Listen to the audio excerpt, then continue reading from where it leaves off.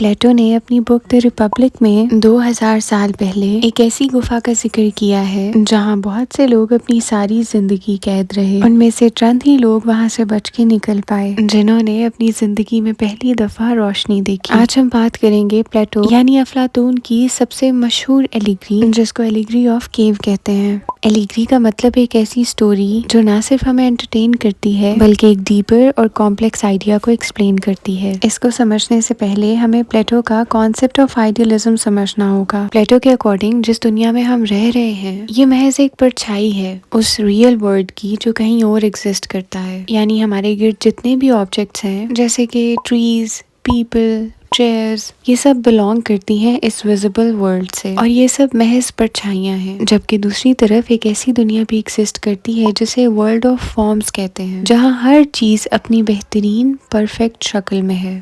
Plato اپنی کتاب دی republic میں ریڈرز کو کہتا ہے کہ وہ امیجن کریں ایک ایسی گفا جہاں لوگ زنجیروں میں جکڑے ہوئے ہیں جب سے وہ پیدا ہوئے ہیں۔ ان کے ہاتھوں کو باندھ دیا گیا ہے اور ان کی گردنیں ایک جگہ پر فکس ہو گئی ہیں۔ اب وہ نہ تو اپنے ہاتھ پاؤں ہلا سکتے ہیں اور نہ ہی اپنا سر۔ ان لوگوں کے پیچھے ایک آگ جل رہی ہے۔ آگ اور قیدیوں کے درمیان کچھ لوگ چلتے پھرتے ہیں جو ڈیفرنٹ چیزیں اٹھا کے گھوم رہے ہیں، جیسے کہ مجسمے، جانوروں کی شکلیں اور بہت سی چیزیں۔ آگ کی روشنی سے ان چیزوں کے سائے قیدیوں کے سامنے والی دیوار پہ پڑتے ہیں۔ اب ان قیدیوں نے کیونکہ اس کے سوا کچھ نہیں دیکھا تو ان کے لیے یہی پرچھائیاں، یہی آوازیں حقیقت ہیں۔ وہ ان پرچھائیوں کو نام دیتے ہیں، ان پہ بحث کرتے ہیں اور اپنی اوپینینز کریٹ کرتے ہیں، جیسے کہ ان کے لیے یہی زندگی ہے۔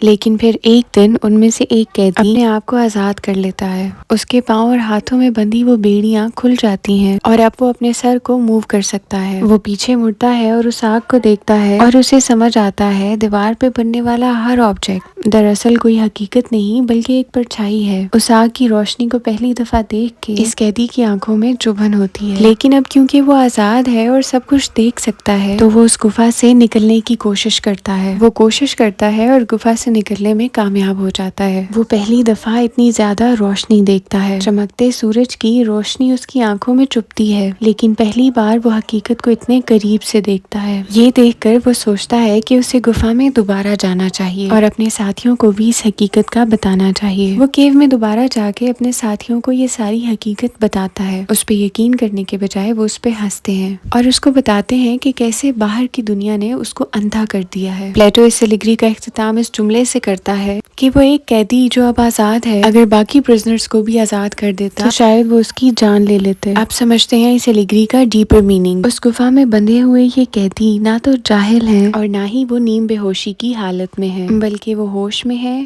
سوچ رہے ہیں، چیزوں پہ اپنی اوپینینز دے رہے ہیں، ڈیبیٹ کر رہے ہیں۔ لیکن پھر وہ قید میں کیوں ہیں؟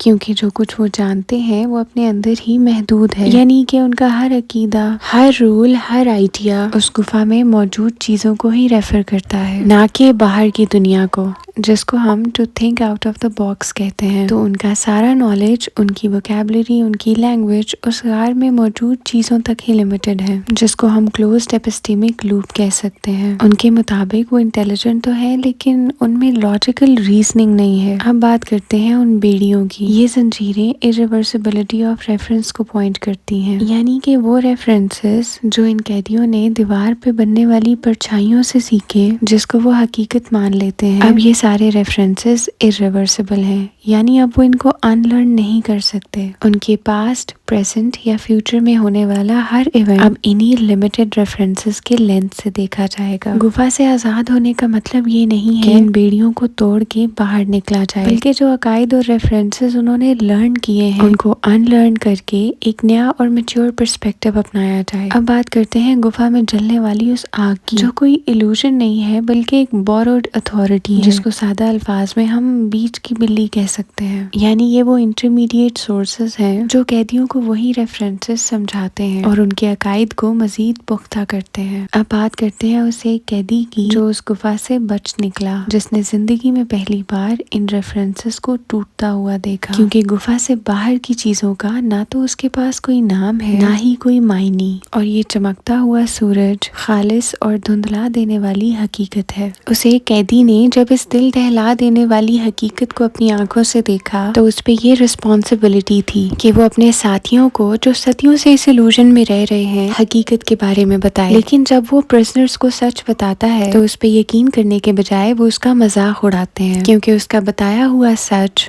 ان کے موجودہ عقائد سے کانٹراڈکٹ کرتا ہے۔ پلیٹو کی الیگری جہالت سے انلائٹنمنٹ کی طرف جانا نہیں ہے، بلکہ یہ وارننگ ہے ان سسٹمز کے بارے میں جو اتنے اسٹرانگ ہو گئے ہیں کہ ان سے اسکیپ کرنا ناممکن لگتا ہے۔ تو کیا آپ ان چینز کو ری فرنش کریں گے یا پھر اس میٹرکس سے نکلیں گے؟